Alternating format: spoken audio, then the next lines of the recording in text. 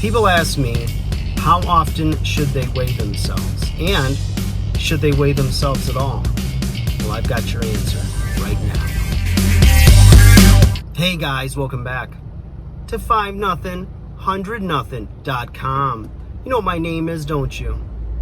Well, I'm going to say it anyways. It's fuck it! It stands for the fittest underdog guru using intelligent tactics.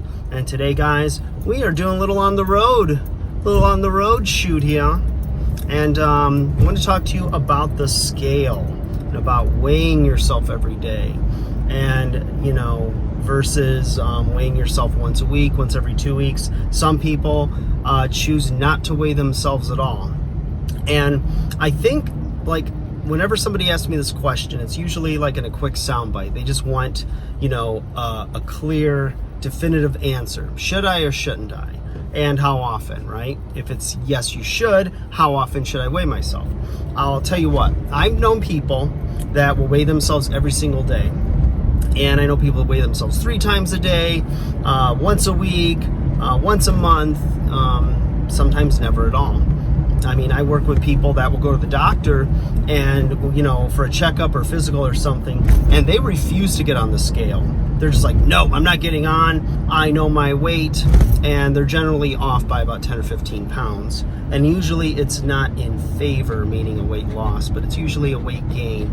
But for them, they either it either demotivates them, or they rationalize it with, I have clothes on, I've eaten, it's not first thing in the morning. You know, there's a million things going on. But I think before you make that decision of how often you should weigh yourself, I think there's some facts you should know. And also, you know, weigh the importance of the scale number. And that's a pun intended. Think about this, okay? When you weigh yourself, that is simply a snapshot of what you are currently at in that moment. There's a lot of factors that go into that, okay? One is the obvious one, your digestive tract. Is there food in your system being processed, right? Or do you have full gut elimination? And of course the answer is no to that. People like to weigh themselves first thing in the morning because now they've, you know, before they eat, so that, you know, their gut is as empty as it can be. They also like to maybe go to the bathroom beforehand, empty their bladder, empty their bowels, whatever, and then get their lowest possible number, right? And that's one way that people weigh themselves. And I always tell people, if you're going to weigh yourself daily, create the same conditions and weigh yourself at the same time every day, you know, within, you know, reason. But like, if you always do it on an empty stomach first thing in the morning, then that's what you should continue to do. If you do it midday, if you do it at night, whatever you do, try to create the same conditions. That way you can spot a trend of weight loss. So you might not see a big number, but if you're seeing it slowly, steadily go in the right direction, assuming that weight loss is your goal, then that's going to give you most accurate measurement, right? So you have that, but you also have to think about, did you consume, when you go to weigh in, did you consume in the last couple of days, 3 days, any restaurant or prepared food, you know, processed food? Because as you know, processed food as well as restaurant food is going to have more sodium in it, right?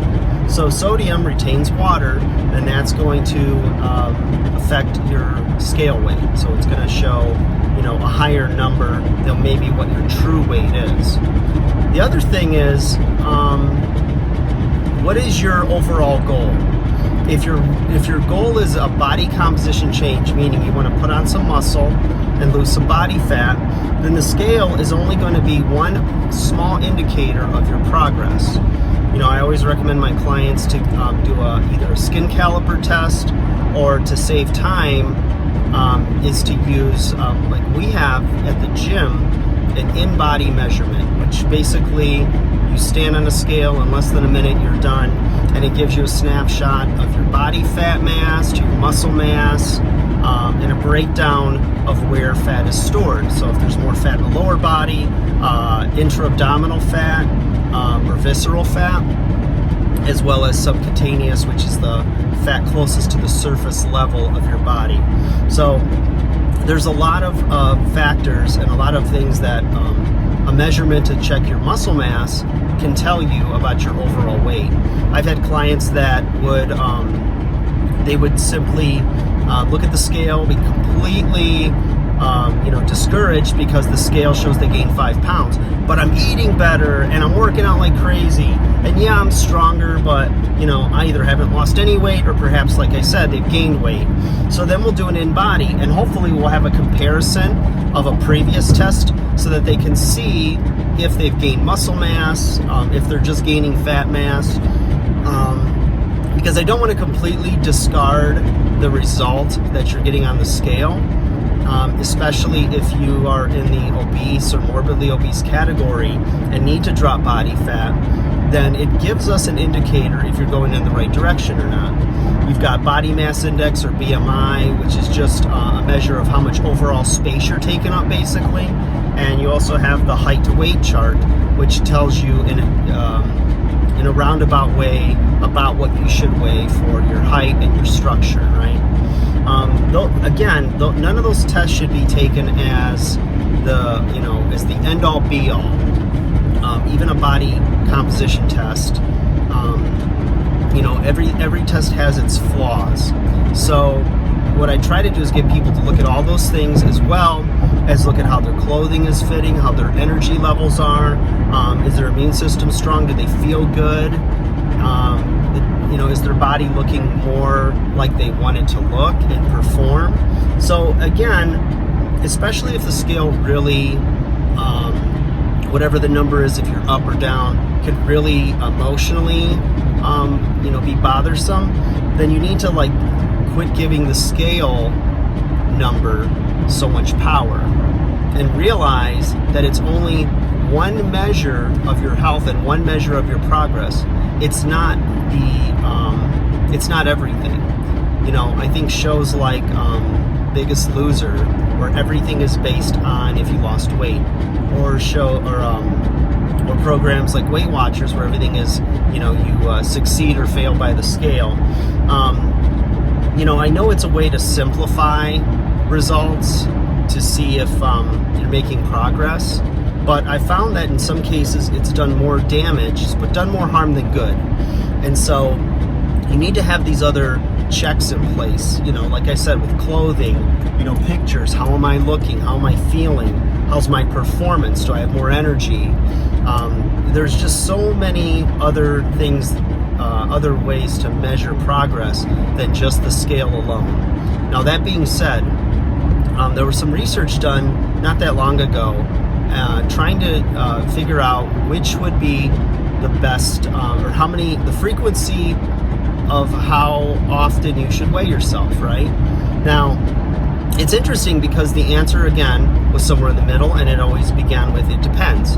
Now, should you weigh yourself every day? The answer is yes, if you can use it as a snapshot to which you say, okay, I'm getting off track, and then it helps you either back down on your calories and or increase your activity. And if you're not going to be emotionally dependent, like your happiness, your mood is not set if you get one day where you're a pound up. For people that weigh themselves every day, I always think that the best person to do that is the person who can just see it as a snapshot of their day and look for trends over the course of weeks. So if you gain 2 pounds for whatever reason, you don't take that as a success or failure. You just see it as an indicator. Now, with that indicator, you look for a trend. Is it consistently going up? Or are you consistently not losing when you're eating a calorie count that should have you losing at a half a pound or a pound a week, right? Now, if you're completely emotionally dependent and you live and die by the scale, and you're just so emotionally persuaded by that or influenced by that, then for you, maybe going once a week, and instead of looking at the scale as often as you're looking at the scale, perhaps it's best that you do it once a month or once every 2 weeks. And instead of focusing on that behavior or that outcome-based goal, right?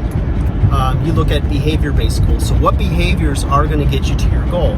Well, if you get your workout in, if you get X amount of steps a day, if you're eating within the calorie count or maybe the food, the macronutrient breakdown that you've set, or your dietitian or you and your trainer have set for you to do. And those are the little victories every day that over time is going to produce the number on the scale, or the inches, or the dress size, or the pant size, or whatever, the waist measurement that you're looking for. So it's a very complex set of systems, in your body that's going on, that's determining your weight at any one given time, right? Time of day, time of the month, whatever. Especially for females, that's another issue, the time of the month. When you have that monthly cycle, that's going to influence your weight as well. So if you could take all of those things into consideration, then you have a more realistic view and a healthier view of what measuring yourself, weighing yourself on the scale can give you. So I don't say throw the scale out and just say never weigh yourself. It doesn't matter. Yeah, it matters on some level, and it's one indicator of many. So hopefully that helps you guys. Like, share, subscribe. Let me know if you have any questions about that. If you want to see some videos that gets a little deeper, I was trying to give you guys like a real quick overall view. So I don't intend to be, to not go real deep with stuff, but I also want to appeal to a broader audience and just kind of give you some things to think about, and think about your relationship to the scale, what your goals are, and what's going to be your best, course of action to reach your goals. All right, guys, take care. I'll talk to you again soon.